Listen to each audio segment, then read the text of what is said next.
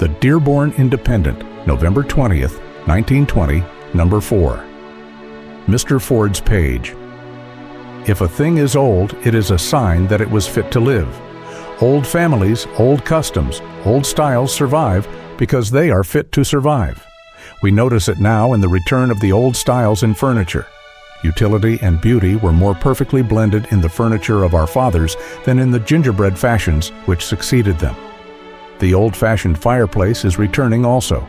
The closed fire is a good thing and will survive, but the open fire is good too and is coming back by tens of thousands every building season. Old-fashioned hospitality ought to come back, and old-fashioned politeness and honor, and the very wise habit of imitating the squirrels and laying by in store for the winter.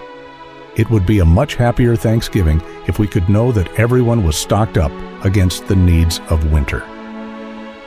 One of the American poets has a line which runs somewhat like this: "All of good the past hath had remains to make our own time glad." He probably had his own special thought about that fact when he wrote the words, and being a poet, it is quite likely that some aspects of the truth or illustrations of it did not occur to him. But the heart of any great utterance, the quality that makes it live, is its element of truth. And many a truth is uttered, the full meaning of which is not comprehended by him to whom it is given to utter it. There is a prophetic element in truth. The future keeps fulfilling it. If you begin even at so common a point as house furnishing, the poet's line still holds good. There was something about the old-fashioned furniture that not only satisfied the demand of utility, but also satisfied the eye. The old chairs were not only strong and comfortable, but because they were graceful also. They were pleasant to look upon as well as rest upon. They became old-fashioned in the eyes of a succeeding generation and were displaced by strange designs which were often neither useful nor ornamental. But now, do you notice, they are coming back, the old-fashioned rocking chairs, the old-fashioned straight chairs, the old-fashioned sofas, and the old-fashioned tables. And for no other reason than that they satisfy better than the new-fashioned ones. This is perhaps more generally noticeable in the return of fireplaces. It was once the fashion to board up the fireplaces in old-fashioned homes and paper over the space. Stoves were all the style. Stoves, of course, are useful, but people like to see the fire. Children love to see the eyes of fire shining through the sliding front doors of the kitchen cook stove. Adults like the sight of fire in the old-fashioned self-feeder, now rechristened the base burner. But none of these satisfy like the free-leaping flames of the fireplace, and it is becoming quite the custom in many parts to build even the smaller homes with fireplaces. Our contact with fire is about the only natural contact we can keep in our city life. Fire is elemental. Fire is common to the earth beneath and the stars and suns above. We feel united again to the natural order in the presence of domestic fire. Simply to look at it, how it draws our gaze, how it fascinates us into dreams and visions. There is a passage in the Bible which says all this in a few words. "I am warm, I have seen the fire." The very sight of fire, domestic fire, is comfortable both to the spirit and the body. The fireplace is coming back because it is one of the good things of the past which the present is not willing to let disappear. It is so with wheels. In the earlier days, everyone, or nearly every family, had its own conveyance. It was so much a necessity, a family necessity, that no one thought of it as a luxury. Animals were cheap, conveyances were easily constructed. Then, with the invention of steam transportation and the growth of cities, individual conveyances began to decrease in number, so much so that in England the term gigman, or a man who owned a gig, was descriptive of aristocracy. Until a few years ago, everyone, except a comparative few in the whole population, traveled by train or streetcar.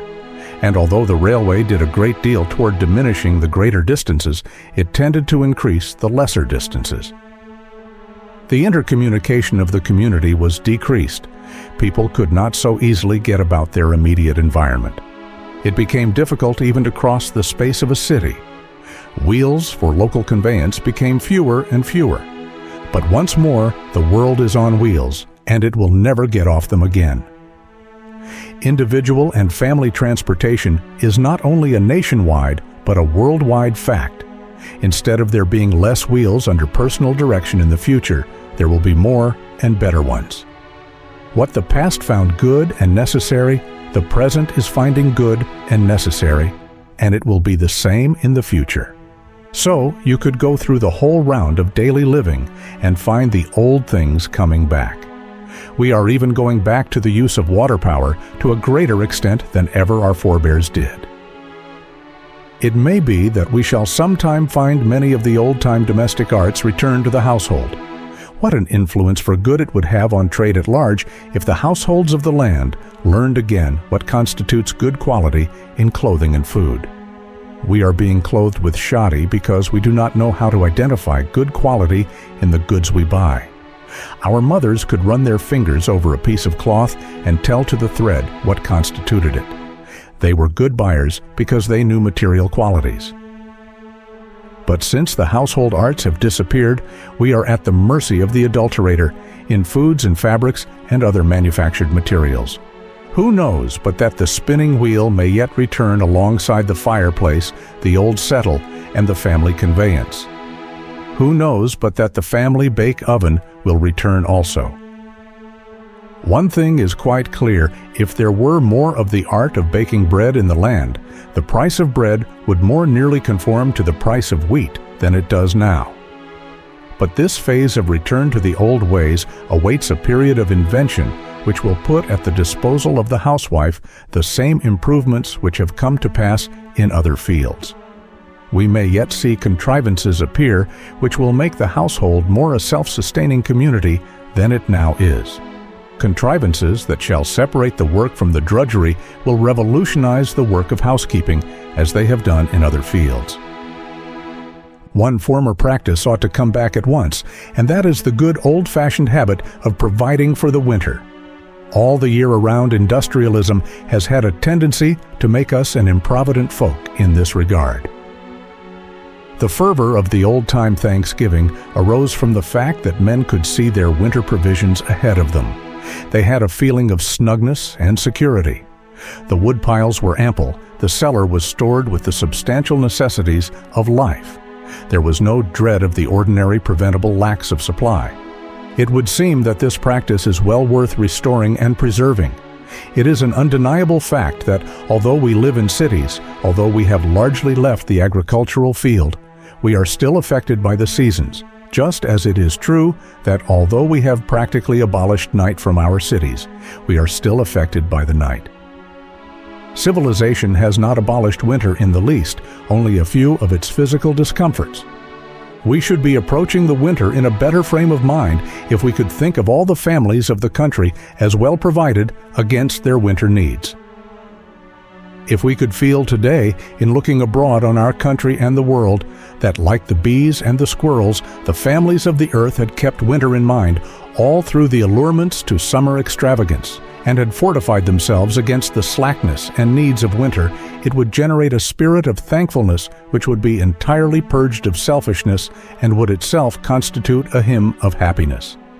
The old ways were not so foolish after all.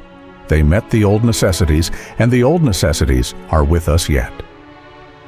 Life is a business to be managed, and a great many people are poor managers. This is not because they cannot be anything else, but simply because they have not grasped the idea that life is to be managed. The home is a little corporation in itself and needs something of the wise foresight, the wise repression of unprofitable impulses which keep other institutions solvent and afloat. The old industry, the old thrift, the old preference of the necessary rather than the unnecessary will help bring back something of the old material security.